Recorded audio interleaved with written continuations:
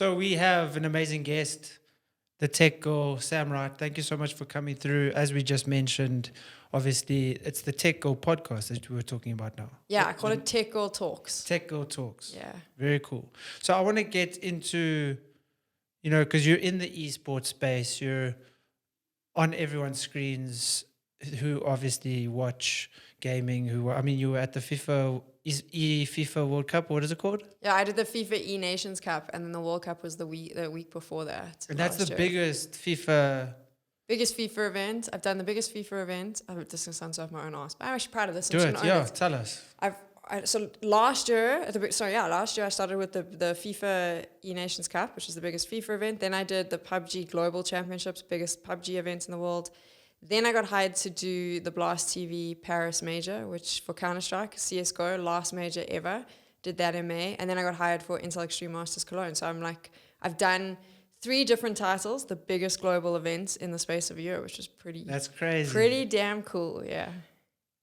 Counter-Strike. I don't get Counter-Strike. I don't know. I've watched videos. I've tried to play it. And for me, it's just, I don't know. What is it about Counter-Strike that makes it so popular comparing it to like Call of Duty? Because there's different types of people that play the different games. So for me, CS is like my baby, right? I love Counter-Strike. So it's like, for me, I love it because it's very simple at its core. Obviously, you've got the terrorists and the counter-terrorists, 5 players on one side, 5 on the other. Basically, the terrorists want to put a bomb down and blow a place up, and the counter-terrorists need to stop them. So it's very simple. Shoot them, make sure they're dead, don't let them do what they need to do. And that's the base, right? So if you're watching and it's your first time watching, that's the base. That team must kill that team. But then there's so much more to it because there's obviously an economy, depending on how you do, depending on if you plant the bomb, all of that stuff, you make money, you can get better guns. If you don't, if you're doing a bad job of it, you might lose money. There's like, it becomes like chess, and there's so much like thought process involved in CS when you're on a map and where you're thinking about where you're going and where you're going to set people up, how you're going to breach a site, because obviously you've got 5 guys, everyone's got their utils, figuring out what you're going to do. Then you have your one guy, which will be your IGL, who's making the calls. You've got someone who's lurking, you've got someone else who's like the entry fragger to get in there and get early frags, get all that reconnaissance to tell everyone else. And then you've got your AWPer in the back, who is normally your star player, who's got to make sure that they set themselves up. They got one shot, they got to take people out. And it just gets so in-depth and gets so exciting. So I feel like I like it because I feel like at the base, it's so easy to explain to anyone. So anyone can watch it and they can get it very fast. But then as they start getting into it, there's just more and more layers to it. And that's why I kind of like it. And it's like chess. If you watch these top guys, very fast chess, if you like. So for me, that's my favorite game. I also like watching people shoot each other, which is something to discuss later. Also playing. You also enjoy playing it? So I don't enjoy playing it, but that's because I have terrible aim. I will play it and I'm terrible at it. And then I feel like I let down my team. And because I'm one of those people that I always feel like I get really angry when I suck. But I do have terrible aim. So FPS is my favorite game to play. It's my favorite game to watch. But I myself am terrible at it. But I'll keep trying. But for me, CS is really hard to play because I just don't have the accuracy that so many other people do. And everyone told me to practice, and I practice. And then everyone told me I bought like all sorts of like aimbot assist things that I could learn to shoot. And I'm too slow. And like my crosshair placement is incorrect, apparently. So would that maybe also separate why for me it's not as appealing? Because like Call of Duty, if I go play Warzone or something, it feels like you can progress easier in terms of aim with the sights, with the analog. Being able to aim just seems a bit easier for me on something like Call of Duty, where it's built, I think, for the layman, the person that's picking up for the controller for the first time, the 100th time, whatever it may be. Call of Duty just seems, also because it's popular among the average person, or at least probably more than Counter-Strike. But do you think maybe that's where the discrepancy is, where like Counter-Strike's for the die-hard gamers, and then Call of Duty also for the die-hards, but then also for your everyday guy? I think so. I think Call of Duty is the game that everyone gets into, right? Because you pick up the controller and you're playing on a PlayStation maybe for the first time, and then it's quite straightforward. Whereas CS, it's mouse and keyboard. Off you go, and like people are just way faster with a mouse and keyboard, right? Yeah. When they're playing shooting games. Counter-Strike's hard because when you first start, you're up against people who they will just destroy you. They're like unforgiving. So it is like a little bit more of like the hardcore base. But I still think it's get seeded with? Because like in Call of Duty, you get seeded with guys relatively your same level initially, unless you're playing like a squad or whatever. You do. You get matched up to the same people, and you obviously get ranks where you're in the same thing. But I think that CS, I don't think it's hard to get into. I just think that it helps if you're playing with friends. Whereas I do find with like Call of Duty, you can kind of jump in on your own and you'll be just fine. But for me, if I had to choose one to play, I would still choose CS over COD, to be honest. COD is like mad fast though, way faster than Counter-Strike. I think that's like another thing, is it feeds into that, like it's super fast, it's super quick. So it kind of depends on, I just think it depends on who you are. But like for me, Counter-Strike will always be Bay. Okay. And let's talk about, going back to the early exposure to online. Because obviously when you were a kid, these games weren't really around, maybe Nintendo or something. How old are you? I'm very old. I doubt that. How old are you? I'm 36. You're 36. So, okay. What were you, born into? What games? What type was it? What were you playing? So this was really interesting because my dad was like this giant nerd. So we didn't have, I think a lot of people talk about how they started with like their PlayStation or their Xbox. We started with PC games, but it was back in the day where you bought the box. So you got the big box with the CD-ROM inside, and then like there was the little instruction book. And I always used to joke about this because I was like, there was a phone number if you got stuck. Because like now we just go on the internet, right? And you got all these guides. But back in the days, if you got really stuck and you could not get past, you would phone this number in the States and hope that you could speak to someone who would try and assist you. Like it was like that old school stuff. So we started with like Command and Conquer, Red Alert. I remember we had that. He got Diablo, which we weren't allowed to play. He was very concerned about us. Like this is what makes no sense to me, because my father was like a bit of a messed up individual. We weren't allowed to watch him play Diablo, but he would let me sit on his lap when he was playing Doom. So I was like, makes no sense. But he felt like Doom, because it was just like shooting, shooting terrifying demons was fine. And the music was cool, so it would be okay. But Diablo, he felt was like a little bit too far past. But like those were the games we started with. Like Mortal Kombat 3, he let us run rampant. He was like, there we go. I got Mortal Kombat 3 on the PC, off you go. And I still remember being 12 years old and the internet had kind of just come around. You still had that like weird dial-up. And again, he just let us run rampant on the internet. So we found forums where we were like, I had email conversations with like 36-year-old men, not inappropriate ones, talking about games. Times were different then. Yeah, and like getting mods. Like that was another thing, because he got me The Sims, because obviously every little girl needs to have The Sims. And I remember getting frustrated with The Sims, going online, finding this forum, and then someone sending me like a bunch of files with like mods and things so that I could get all the members of KISS, the band, in my Sims game, and then the Spice Girls. And then I could get KISS and the Spice Girls to obviously do terrible things in the Sims when I was 12 years old, because that was hysterically funny to me. So like that was my introduction into games. And then we eventually got like Super Sega, like the little Mario Kart and stuff. So then we could play that downstairs. But our thing was like, we were doing like hardcore right from the get-go. And that was what we played. Like my brother and I played Mortal Kombat all the time. And then it was like Age of Empires as well. I loved Age of Empires. It was all like those sort of games. And then I remember we went through a stage where my father had this moment where he was like, oh, this isn't a good idea. Like you must have like kid appropriate games. So he bought us 2 games. And we were actually, my brother and I were talking about this the other day. They were called Eagle Eye Mysteries. And you played as like this brother-sister team who solved mysteries. But we got so bored with them so quickly because we were so used to playing these like really intense things. And now I look back and I think they're so irresponsible that we just ran rampant on the internet. We played games that were way, like we shouldn't have been playing those. But that was like our introduction. And then when he was playing on the PC, then we would go down to the bedroom and play like Mario. And then remember there was the dirt bike one where you could like build your own tracks as well. And we used to sit and do that. That was our vibe. So like that was what I remember gaming growing up. And then obviously as time went on, online games came in. I never liked the online games. I just always found it, I don't want to say I didn't like it, I just always found it really difficult in the beginning playing online. It was fine when you could talk to people in text only, but then when the voice thing started happening, I think obviously being a woman back in those days, you just got a lot of like weird stuff. And there was always this thing of like, I'm not good enough, so everyone's going to criticize me. My brother, on the other hand, like he was so good. And now is he big into games? He's still big. He used to play competitively. Now he has like a real job, and he's like, it's funny because he's younger than me, but he's real job, but he's I say a real job. He can make more money than a normal person. I know. I have a real job as well, but like I say it's not a real job. But he has like he got into finance, and like he's got this like super more corporate. Yeah. But he played competitively. He still plays. So ironically, like he plays. I think it's like almost every night. He's got this friend.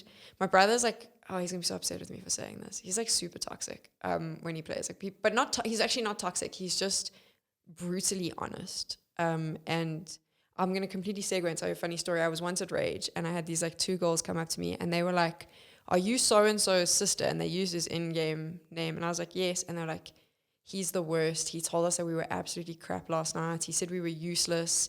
And it's obviously because we're girls. Like, he was so derogatory. I was like, did he at any time, like, was he sexist? And they were like, no, he just kept telling us how rubbish we were at the game.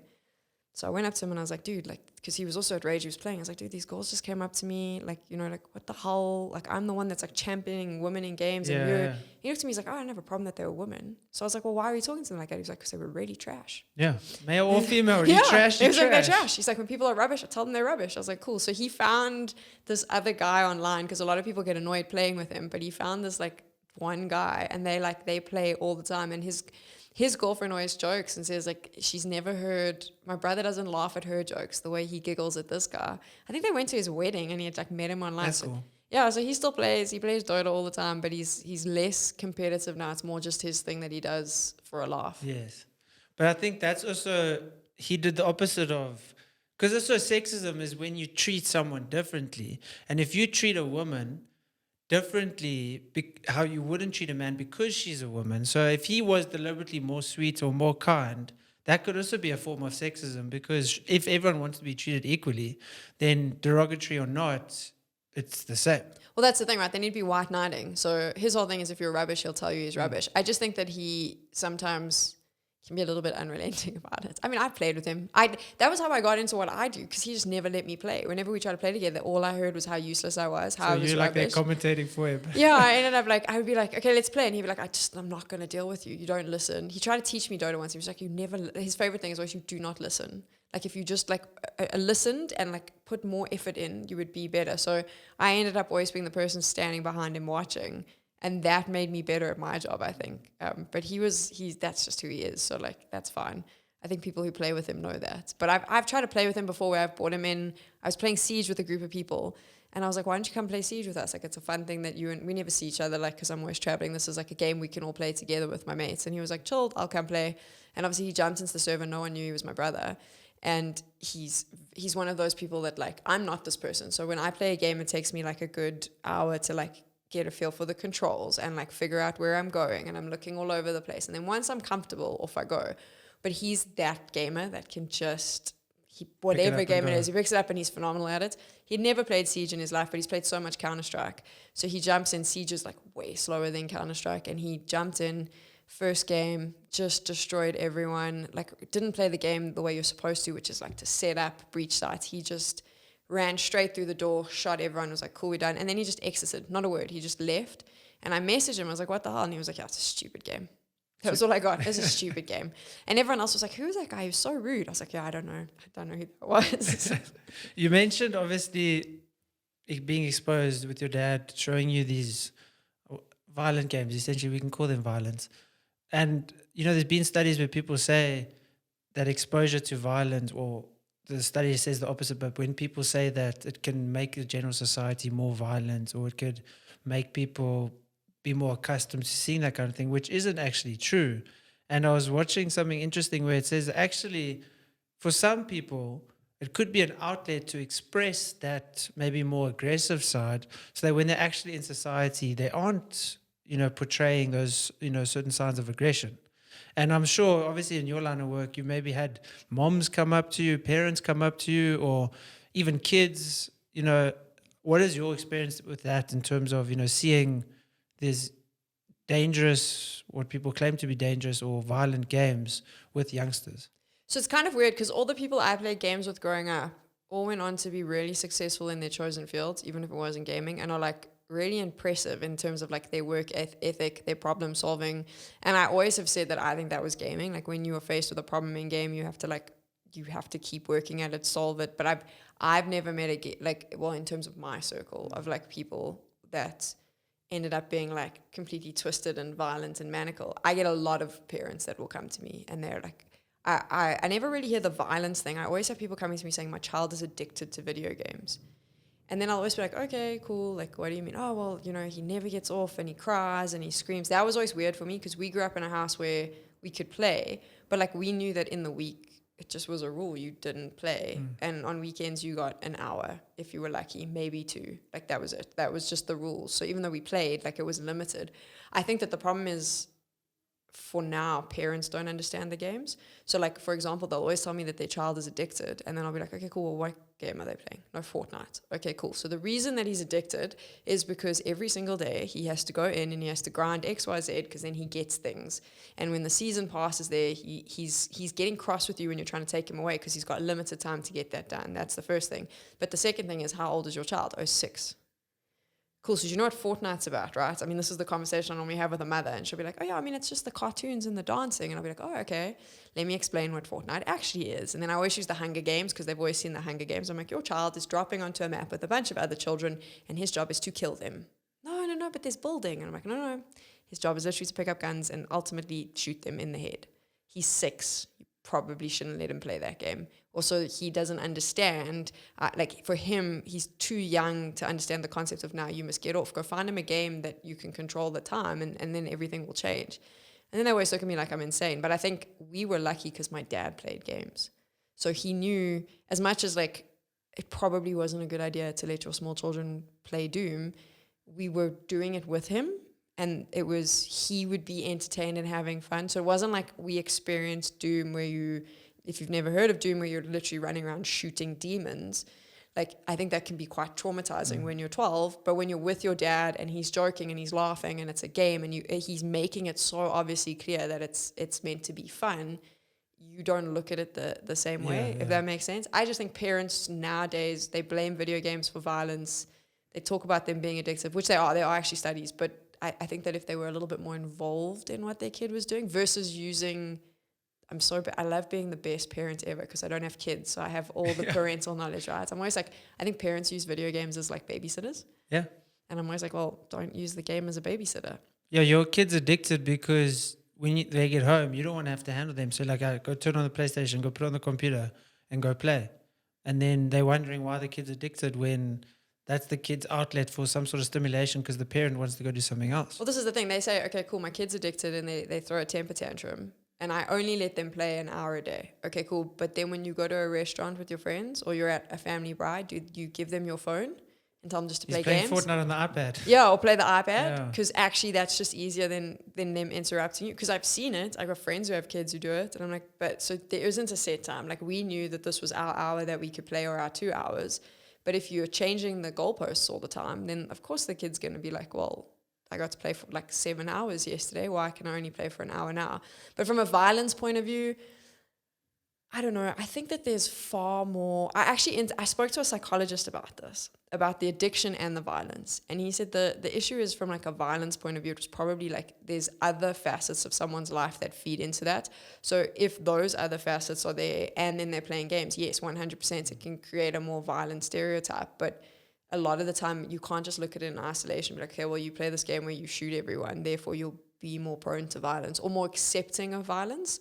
It was like there's other things. Yeah. And it's always interesting to me because I'm like, we say that, but if you go on Netflix at the moment, like how much happy stuff is on Netflix? Like from a TV show point of view, it's all like mental illness, lots of killing, sad. So I was like, it's everywhere. Like that. It's not just on games, it's on TV as well. Exactly. So if violence is being bred by entertainment, I don't think you can look at it as just games.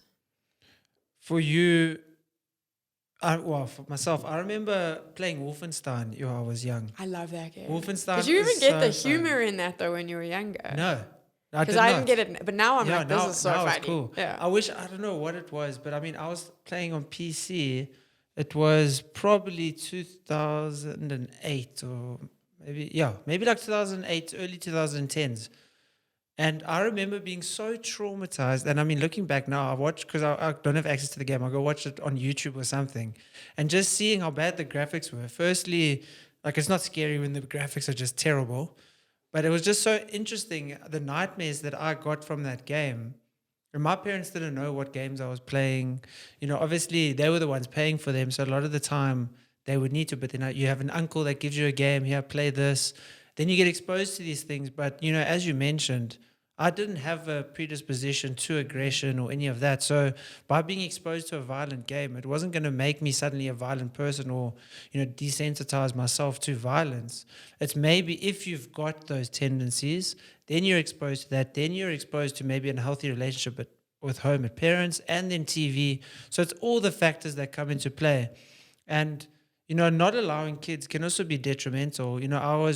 Gary Vee once put out a video where he said, don't stop your kids from going on technology. Don't not allow them to be on social media. Obviously, to the right age point, then allow them.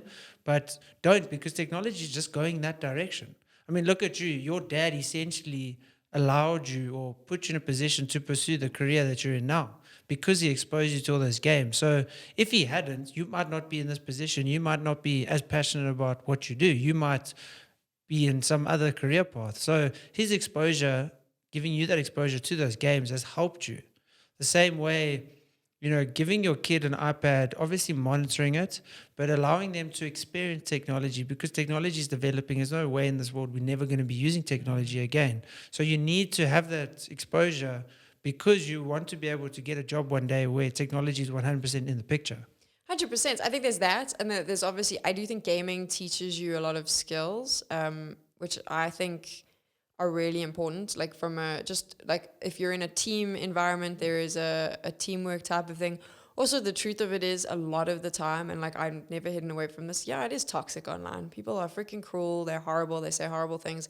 It's an important life lesson sometimes, is to be able to go on and know when not to let the mean people hurt you. Like I think it sounds ridiculous, but that's kind of an important lesson, is to be able to be like, okay, you're going online, this complete stranger is swearing at you.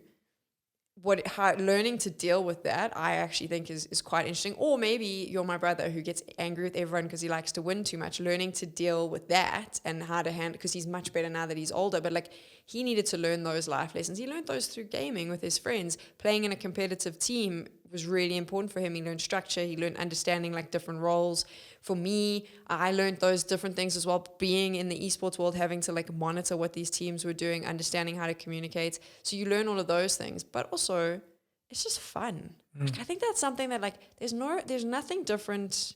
Someone said once like, oh, how can you sit and play games all weekend? I think I got the new Harry Potter game, that Hogwarts Legacy, and I think I spent like 2 days nonstop just like jamming around, because all I wanted to do was get the death curse, because I'm twisted. But I was like, I'm going to get Avada Kedavra and run rampant. And someone was like, how can you do that? How can you sit for like 12 hours a day and just play that game? And I was like, what did you do this weekend? Oh no, I binged the series, 10 episodes, 12 hours, like that's 10 hours. What's the difference? What's the difference? Same. That's your way of unwinding. This is my way of unwinding. It's just fun. And I think that your kids it's a really fun way for them to play like to play with their friends. But it's also just fun for them to like go and I think it's cool because you can create your own world in a game, right? It's like if you're watching a show, all you do is watch the show. But if you're playing a game, like it's like you're living that character. The decisions you make impact the game. That's really cool. Like I just think that you can let your kids run rampant, and their imagination is what stops them. Those decisions that they have to make in the game will have consequences. They learn from that, and it's just fun. So like for me, I've always just said, but I do think that there is, like when you mentioned there, to go back to what you said about like you played this game and it was traumatizing.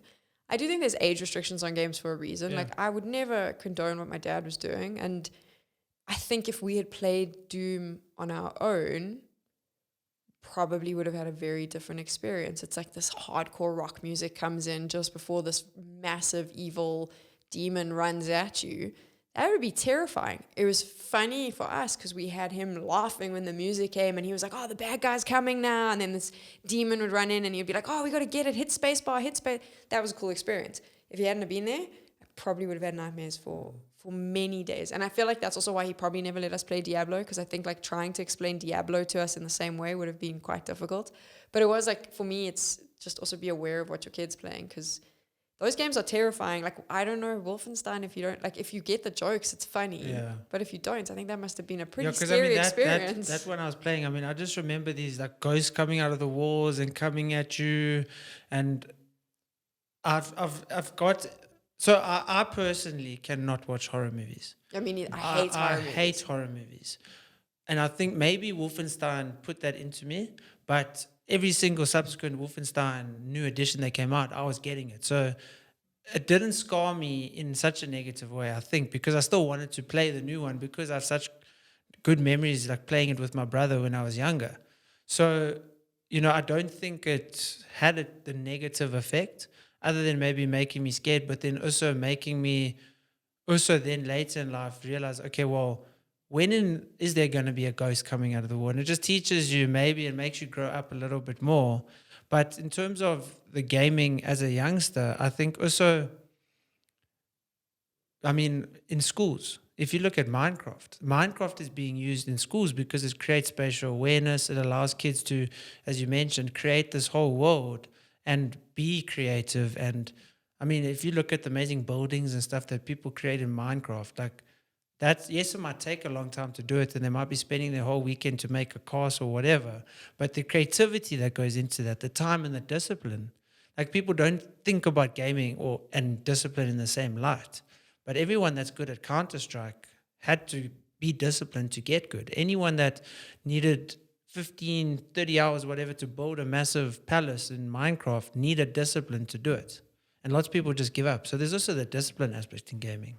For sure. I think there's discipline and there's like basic coding that comes into play as well. I mean, when we were growing up, like I said, we were on forums learning how to put mods into games. It's very basic coding. Minecraft teaches you that. And there is a discipline. It's also like, so this is 2 days ago because I'm like messing around at home at the moment and taking a break. I was playing Borderlands again, and I got stuck on this one boss battle. I know exactly how to beat the guy, but for some reason I just wasn't getting it right, and I was getting more and more mad and more angry, and like reaching that point of like where I was going to rage. And I had to be like, okay, because I rage all the time. I was like, okay, calm yourself down, be an adult, like you're being ridiculous, rethink this, take a step, things like that, like emotional control. That you learn that when you're playing games. You learn to kind of, or you raged 1 or 2 times, but you learn to like be like, okay, you actually need to calm down now. You're getting angry, you're overdoing this or whatever. Getting angry didn't help. Maybe don't get angry. Like you're running in now, just being full on aggressive because that's how you like to play. But maybe instead of being aggressive, like just think a little bit more tactically, change your gun, like do like those sort of things. And I was like, it teaches you all of those skills. And I think that it's a cool way to, like, it's a social lesson as well. If you're not playing football, like some kids, they say, oh, well, you got to go play team sports. It teaches you important lessons. It's the same with games. It's just a different direction to go in. Yeah, I mean, I hop on some, games, Warzone games with my friends, and, they're telling me do this. I mean, I'm terrible at games in general. I prefer campaign. Whenever I play anything, I always just do campaign just because my skills are not nearly on the same level as those guys that play online. So whatever game I play, I'm doing the campaign, and then maybe if a friend's like, come play Fortnite with me, then I'll play. But then, they're building these massive things, and then I'm at the bottom, like stuck in their building. What are you doing? Yeah. I can't get myself out. So like those communication skills where my friend's like, okay, go there, make sure you do this, collect that, and those communication skills. Also, I mean, that's also why maybe that kid was sick, so he wasn't talking to his mates online. But that's also why it could be addictive, is because they actually are socializing. They're talking to their friends. So yes, they're staying up all night playing games, but their friends are online with them. They're talking to each other and they're communicating. It's social. Like for me, I would much prefer, and I went through a stage where like Friday nights we played, or like Wednesday, Thursday, Friday till like 2 a.m. And then you have to do that thing where someone was like, guys, it has to be our last one. And we'd be like, oh, are we staying? And I didn't go out on weekends. That's what I was doing. Like I would much prefer to sit in a lobby. Like I don't even have to play. Sometimes we can just be watching other people play, talking about it. That for me is far more social and enjoyable than going to a bar and shouting over like loud music. I would much rather choose to do that, which I know is very weird for people, but it is like, it's a social, to me it feels more social. It's like I get to hang out with my friends, and I could understand getting addicted to that because maybe that is the only social interactions you have. There's lots of people who live quite like isolated lives, they're not like online when they're playing, and maybe they're not face to face with someone.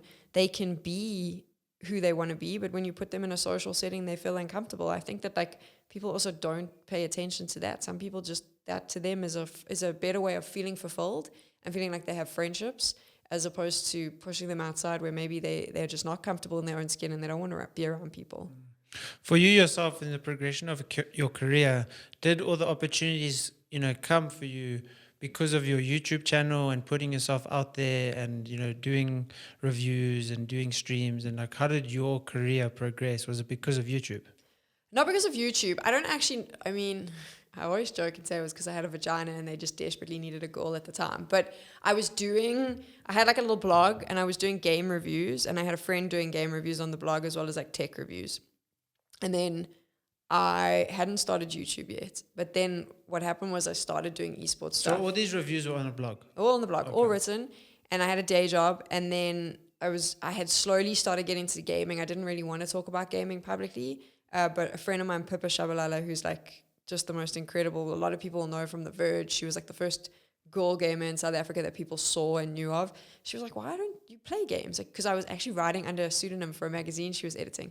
And she was like, you're writing all of this. Was it Tech Girl? Or what was the name? The pseudonym. I just wrote under a different name so that people wouldn't know. Oh, it was a real name? Yeah, just a real name. Just a different, oh, I didn't want people to know it was me. And then she was eventually like, you're playing these games and you write these reviews. Why don't you just write reviews on your blog? And I was like, I'm a girl. No one really wants to know. I'm not good at games. She was like, lots of people aren't good at games. It doesn't. If you're playing them and you love them, you don't have to be the best to talk about them. Well, I mean, I'm sure you must know of him, Rad Brad. Yeah. On YouTube. I mean, he's not the best gamer, but he's just so entertaining. I mean, there's no camera or anything, and he does all these reviews. Yeah. And like, there's lots of time where I'll see him do something. I'm like, that was so stupid, but it's entertaining. You don't have to be amazing at these games to make a career from it. Well, that was my thing. So I'd started doing these like writing reviews, and then I decided to do esports. And mainly the esports thing was just because I was at the events.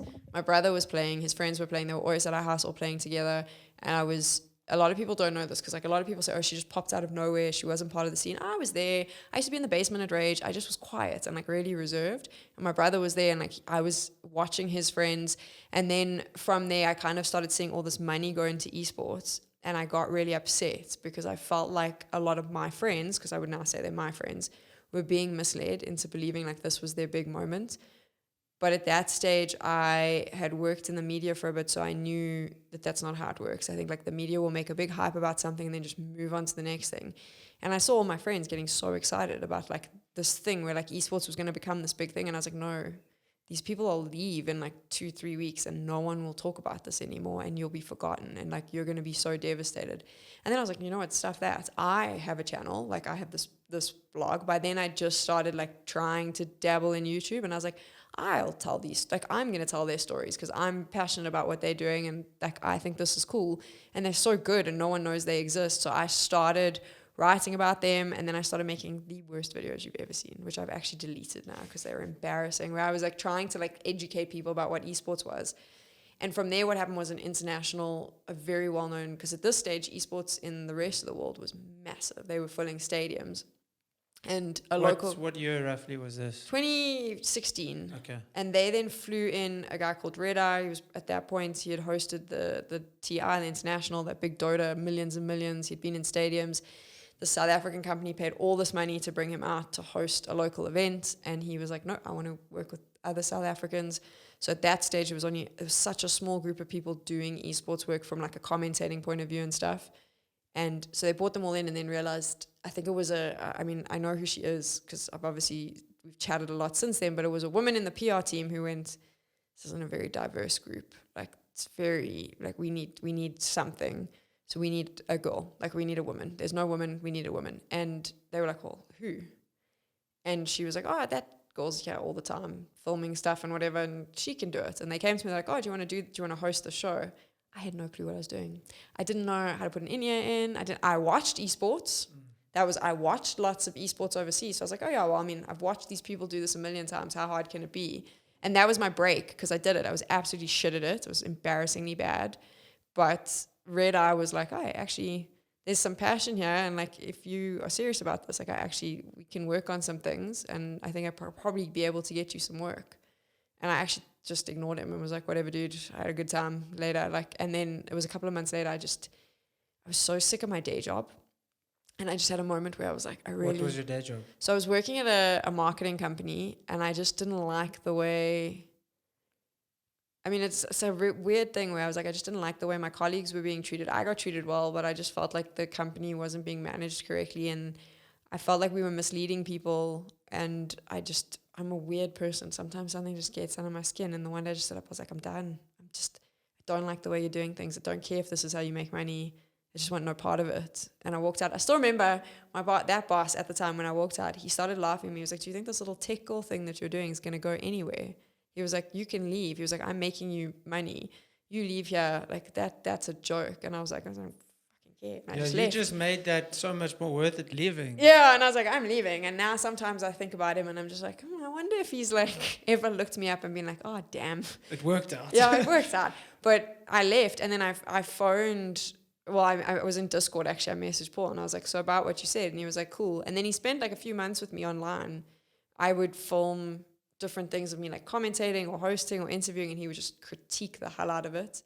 And then he told me that he had opened this agency and he was going to sign me to it, see if we could get work. And I'm like very much like a fly by the seat of your pants type of girl. So I was like, no, whatever, just do whatever you want. And then next thing I had a job, and then I had another job, and then I had another job, and then it just never stopped. And then that became my job. Sure, very cool. Yeah. And for you, what's your most enjoyable in terms of, is it commentating? Is it the podcast that you have? Is it, for you, what's the most enjoyable aspect of, being tech girl? Is it reviews? Is it product reviews? My favorite thing in the world is to be at a big event, a Counter-Strike event, and interview players that I've watched I've grown up watching them play. And I love to be part of telling that story. There is nothing better than being able to like get a little bit of their personality out, or get them to joke, or get them to give us like insight that you wouldn't normally get. That for me is the best part about my job. To like, because I know growing up and like even now, like I love sitting watching that. Like I watch so much of that content. I watch those shows. I love those interviews. I love the desk segments. I love it when a player says something completely unexpected and gives you like, just opens up a little bit to who they are. That to me is like the best part, because when you understand those little bits about who they are, it makes watching the game so much more interesting, because the way they play is like such a depiction of their personality as well. That for me is the best part about my job. So like I live for those moments, and it's really interesting because I don't care if I'm not on camera. Even if I'm behind the camera and I can just get the player to say something, that's all I want, is to be able to tell a really good story about them. And that's the part of my job I love more than anything else. And I've always said this, where I was like, I didn't get into this because I think a lot of people think my job is very similar to live streaming on Twitch, which is obviously where someone's just playing games live on Twitch. And they have nowadays it's just sit there and talk. Or just sit in a hot tub. But like I think a lot of people, I've always said I'm different to a Twitch streamer, because a streamer wants to be the star of the show. That's I don't like, or not the star of the show necessarily, or they want to be the story. I don't like being the story. I love telling the story. I love creating the stars, and that's like my favorite part about my job. So that's what I live for. Like for me to be able to go over, whether I'm desk hosting or interviewing, I like commentating. I think I'm better in like an interview and a desk hosting role. Just being able to get out those bits of information, add to a story, and ultimately add to the event, to the tournament, to make it more exciting, to make people more invested when they watch. That's the best part about my job. For someone that maybe doesn't understand gaming, when you've been like this FIFA event, how many, it was in a stadium. Yeah. How many people are there watching guys play FIFA? So the FIFA event, I think that they had 1,000 people in there. It was a little, they did it in, oh no, it was more. I'm sorry, I'm lying. FIFA, I'm thinking about something else. Or FIFA at least, what's the most amount of people that you've commentated to, or been at an event at least where, because I mean, if you looked at the Fortnite World Cup, whatever it was called, so they that stadium, how many people so in like that stadium? I know the Paris Major, I was doing the group stages, but the Paris Major, they filled the stadium. So I think it's about like 10,000, 15,000 people. That's just people live. Yeah. There's millions watching at home. I think Intel Extreme Masters Cologne was a big one as well. So the Lanxess in Germany, it's like a massive stadium as well. They fill that whole place out. So there's like 15,000 people in there watching people play games, which makes no sense to anyone who doesn't play games. And then you got millions of people watching at home. And it's just, the numbers are boggling. When I did FIFA, they had, I think it was sitting on about 5,000 people inside, because it was a small venue, but then they had this whole activation outside. I got to meet Peter Schmeichel, which was like so insane. He was there with his kids. And the whole time he's like, I can't understand why there's so many people I here. saw you posted that on Instagram. Yeah, I did an interview with him, and he was still like, I can't understand why there's so many people here to watch people play games. Like, it's blowing my mind. And that's kind of, it's just cool, because it's like, it's fun. And I know people don't understand it. If you don't play games, you don't get it. But like I say to someone, when they say to me, why would we sit and watch people play games? I was like, the same reason you sit and watch people play football. It's freaking entertaining watching the best of the best go up against each other. Where like, I mean, if I'm playing Counter-Strike, we're probably losing because I'm really, like, I've missed my shot. You know what I mean? But like in a big, glorious way. When you're watching these guys play Counter-Strike, like losing, the difference between winning and losing is so minute, because the talent is just insane. And then all these other aspects come in, like mentally, how are they feeling? Like, did the other team get under their skin? Is there fights going on in the team? Is someone just feeling a bit sick? Like, it's so much more nuanced, because on any good day, these guys are just the best in the world. Like, I love that. I live for that. As nuanced as a sport, as a rugby game, soccer game, whatever. And what advice would you give someone? Let's say they want to, because this is my point of view.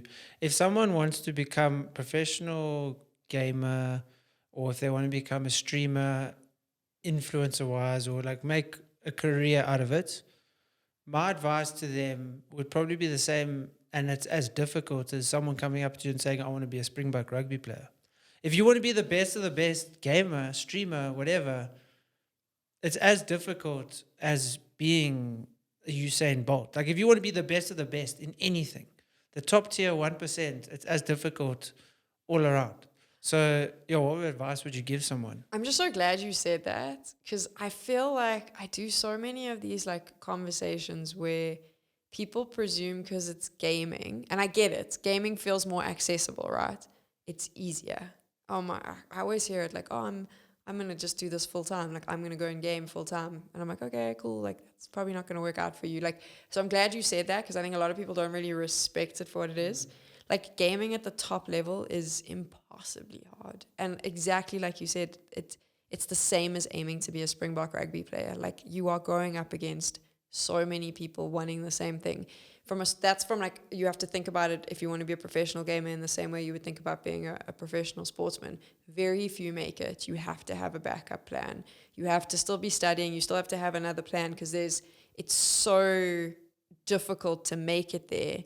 And even some of the best players in the world don't ever actually make it to the big stages, because there's a little bit of luck that comes into play. And when it comes to like the streaming side, and even what I do, then I'm always like, because people are like, I want to do what you do. And I'm like, that's cool, but it's the same thing. Like, it's entertainment. So you're judged on so many more things. It's so much more difficult. There's lots of people. Just because you like games, that is not going to be enough for you to be a commentator. You have to be able to speak well. You have to be able to handle yourself in front of camera. There's all these other aspects that come. And then you need the lucky break, which is what any football commentator will tell you. And for Twitch streaming, it's the same. Like, it's not easy. It's like trying to say I want to be a Hollywood actress. Like, there are so many people. If you go on Twitch right now, or YouTube, or Kick, or whatever it is that you stream on, there are so many people streaming games. Like, you have to find the thing that makes you different. And even then, not only do you have to find the thing that makes you different, you have to get some sort of, you need to hope that someone sees you, or a piece of your content trends. There's so many good streamers out there who just no one knew about for years and years, and they'll tell you it was just because they were streaming to 2 people and they just kept streaming, but no one knew they existed. And then maybe someone clipped it, shared it on Reddit, and suddenly they blew up. But there's probably thousands of them that are far better than all the guys we watch, who we'll never know of, because there's just so many people. So I think my advice has always been like, have a backup plan.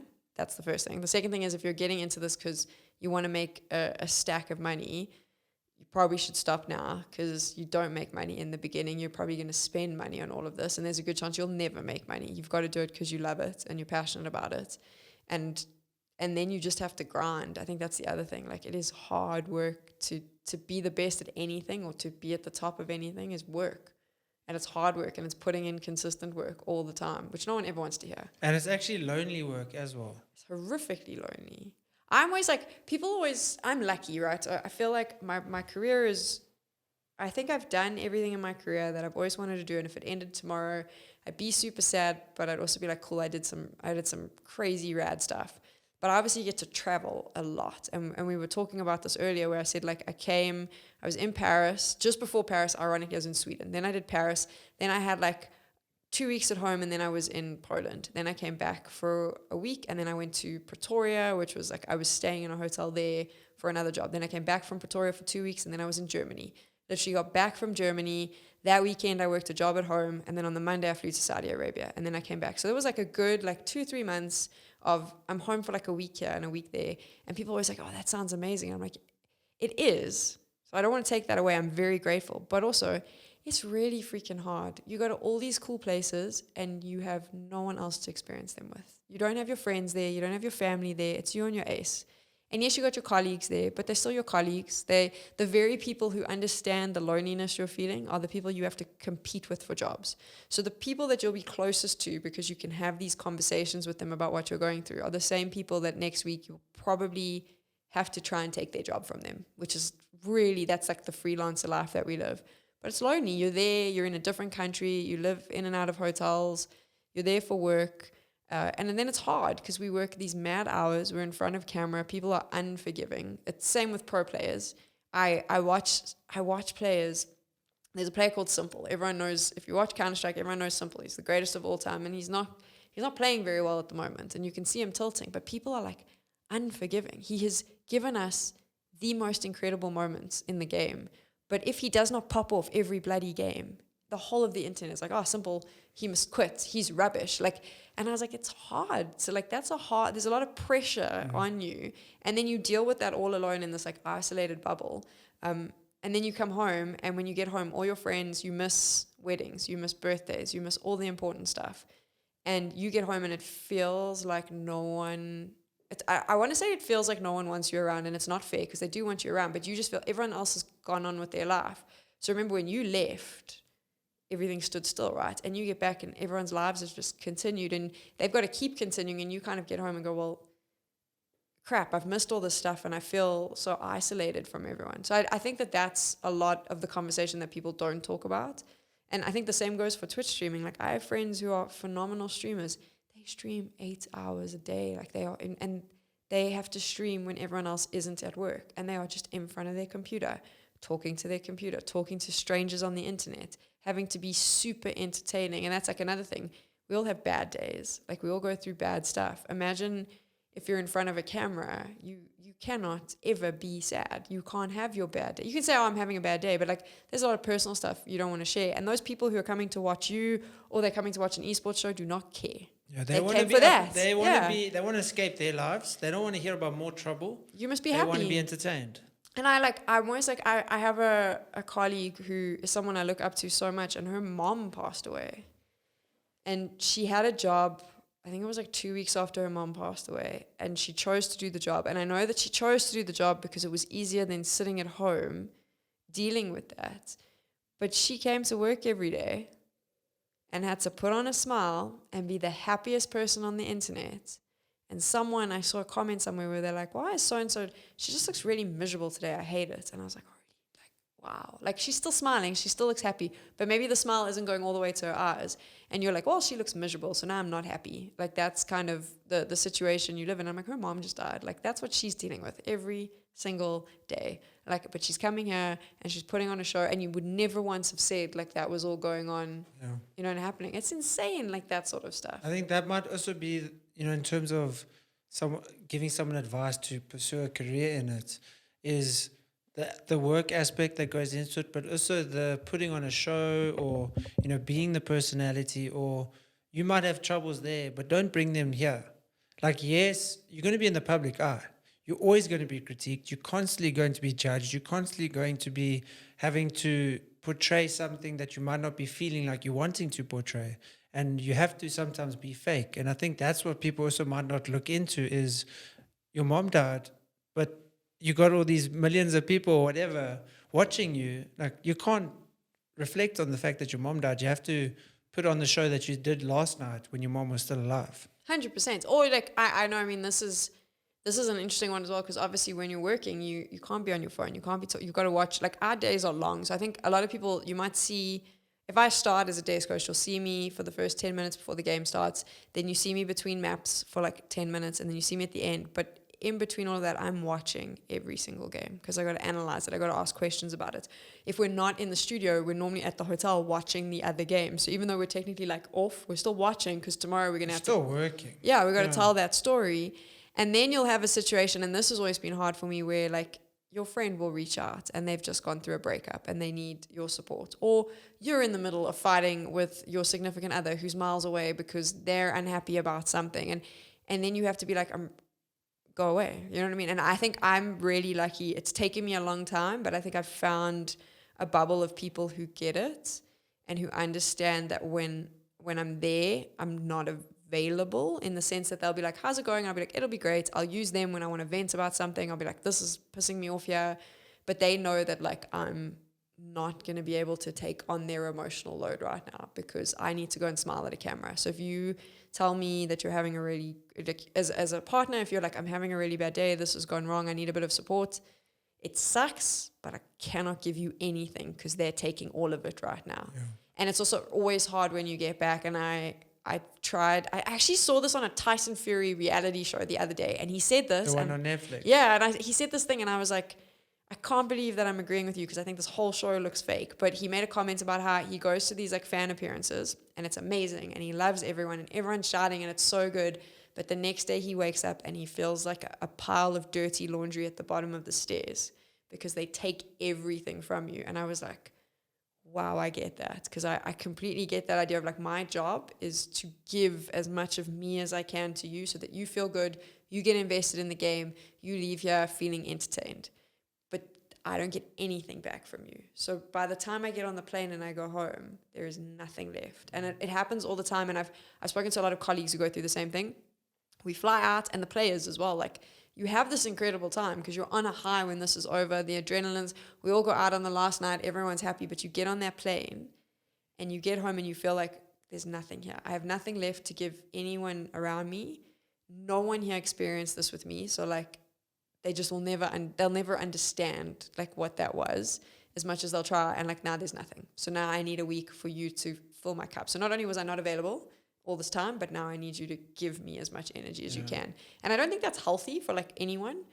You learn to cope with it. And I think the people around you learn to cope with it, but it can be really tough.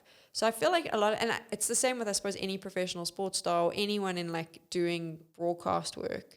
But it's a really tough part of the job that no one really sees or pays attention to.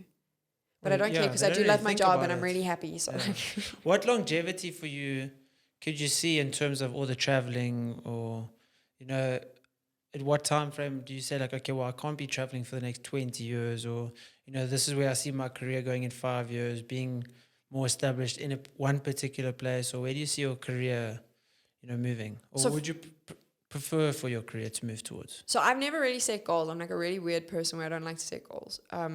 So I've kind of always just gone with the flow. So for me, this has always been a job of, I love this job, but it could always end tomorrow. That's how I've always looked at it. And I'll be mad and I'll be sad, but it could end tomorrow. So I've accepted that that is what it is.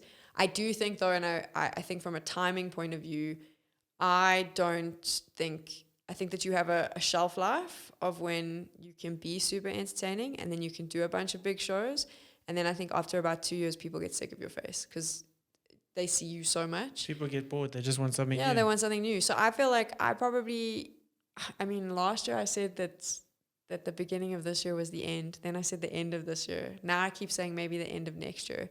But I do think there will come a time where I'll know. I've always said I'll know. Like when the time comes, I'll know. But I don't want to be that person that like fades into oblivion. So I was like, I will stop when I leave one day and go, okay, cool. I said I will stop the day I go, this isn't fun anymore. So if I leave an event being like, my God, I hate my job. Like the moment I feel like that, I'm done, because then I can never do a good job. But also I was like, there'll come a time where I'll just know, but I won't hang on. So if like the work stops coming in and I'm stopped getting jobs and like I'm not really getting as many calls anymore, my agent's not phoning me, then I will accept that then I'm done. I won't fight, because I think a lot of people fight to like hang on. I don't want to do that. But I don't think that you can like settle down in our career. I know lots of people have, but it's hard. Like I hate that I've missed one of my closest friends, I missed his wedding so I could go do the major. And he understood because it was the biggest job I'd ever do, but like at the time. But still, like there's a part of you where you're like, wow, this is a selfish life. And like all that stuff I spoke about where like you don't have any energy for people. So it's a very selfish life to live. So I feel like I'll probably in the next few years I'll be done. Like when I say done, I don't want to be in front of a camera anymore. What I really want to do is live produce massive shows in stadiums, which is probably far more stressful and involves far more travel than what I currently do. But that would be unless all the events somehow come to South Africa. Yeah, if they're all in South Africa, I would kill. Like that's, I've always said, and I never thought that was something I wanted to do until I started working at these events. And then 2 or 3 times I've stood with the producer while they're doing it, and they got all their screens everywhere, and like they are basically like everything starts and stops with this one person, and if anything gets screwed up, it's on them. But if the show is amazing, it's them, and they're shouting at cameras, they're talking to product. I was just like, that looks like the worst job in the world. Like, you will probably die of like a stress-related disease. Holy shit, I want to do that. Like, that was me. So like a gaming conductor almost. it's pretty much like you're just in charge of everything. I was like, I think it's probably one of the most high stress jobs. I think producing a live sporting event in any form. But I was like, damn, I want to do that. Like, that looks sick. So, you know, you mentioned the hot tub. You mentioned needing a little bit of women in gaming. How do you feel with, you know, girls? Because a lot of, obviously not all female streamers are doing it, but, you know, the hot tub things, selling and getting views through the way you dress. You know, how do you feel about girls doing it that way? I don't have I have an opinion on it. I feel like you should get your bag however you want to get your bag. And if that's how you want to do it, by all means, there's obviously an audience for it. But understand that you limit yourself. And I've said this to a few ladies where I've been like, exponentially, because you age.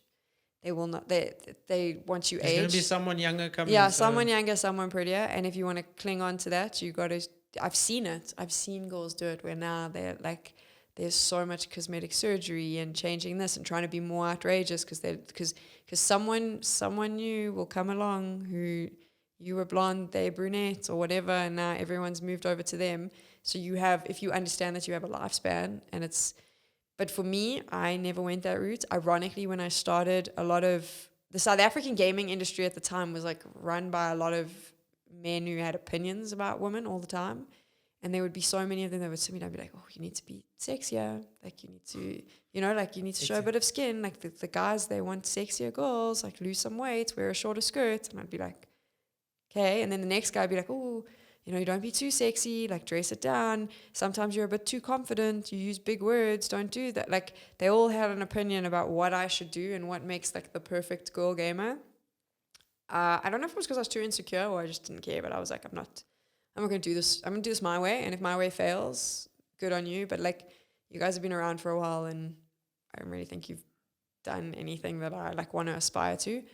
But what's sad is I watched them after me and I watched these incredible women come into the scene and then leave because these guys, I'm going to tell you how to do this. You want to be the next tech girl? Like, do this. And then I'd watch it happen and be like, that's a mess. Like, that's an absolute mess. But I don't know, like, if that's the route you want to go. I think there are some women that do it and they do it really well and it is like really impressive, but it's just not the route I would want to go. And in my experience, ironically, most of the gaming fans I have, they're not a fan of it anyway. Yeah, so I think it's the general population. It's not gamers that are watching these girls just sitting in a gaming chair talking.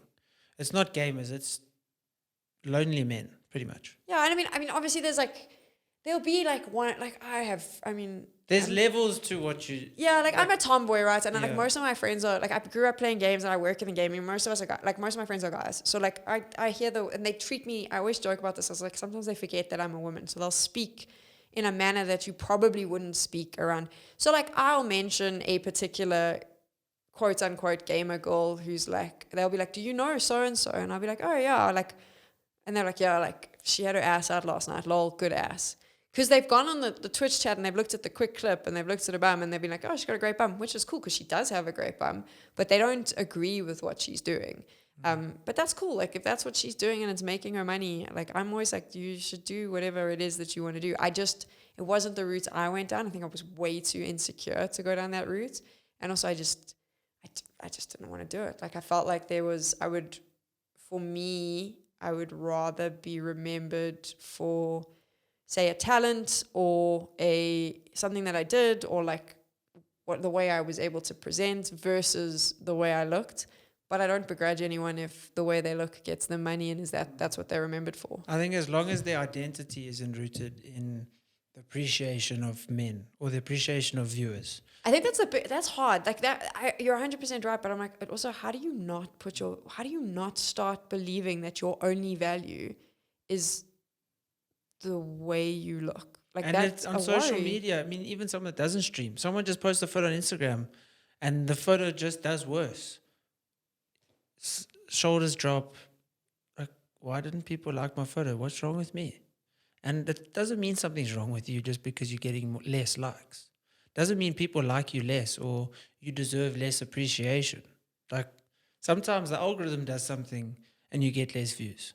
You just can't base your identity on how many likes you get, how many boys DM you, guys DM you, girls DM you, because as you said, looks fade, things change, your body doesn't stay up the way it used to, and unfortunately, everyone's body gets worse, everyone gets more wrinkles, and it's just a part of life, and you have to accept it. And don't base your identity just on your looks. Yes, it might be an aspect and a component to who you are, but you know, having it as the only thing is gonna lead to pain down the line. It's sort of interesting because I feel like there's like there's a good sharing here, because obviously I know that you were from the fitness industry, where I'm like, how many people in the fitness industry would you say were like super strong in their own mental well-being, where they're like, cool, I'm going to look shredded here and I'm going to take these photos, but I am strong enough at my core to know that this is just a way I'm making money and it doesn't define me as a person. Hardly anyone, in my opinion. And it's the same with Not even me when I was in that space. Yeah, like with women, I think, not only women, men as well, who are doing it from a gaming point of view. I was like, how many of you can go, this is not who I am? Like, this doesn't validate me. This is not, I'm just doing this because I look really good. And I know it's going to make me money, but it's not who I am at my core. I think it's really, like, I don't think anyone has like the mental fortitude to fight that battle. I struggle with it sometimes, where I'm like, I come back and I have to remember from like a job or whatever that I am not what the internet, because obviously people will always have comments about who you are as a person. And like, I'll hear things where someone will be like, oh, I think she's a bitch because maybe you looked like bitchy, or I don't like the way she looks, so I don't like us. And I know that I come back and I have to remind myself, that's not who you are.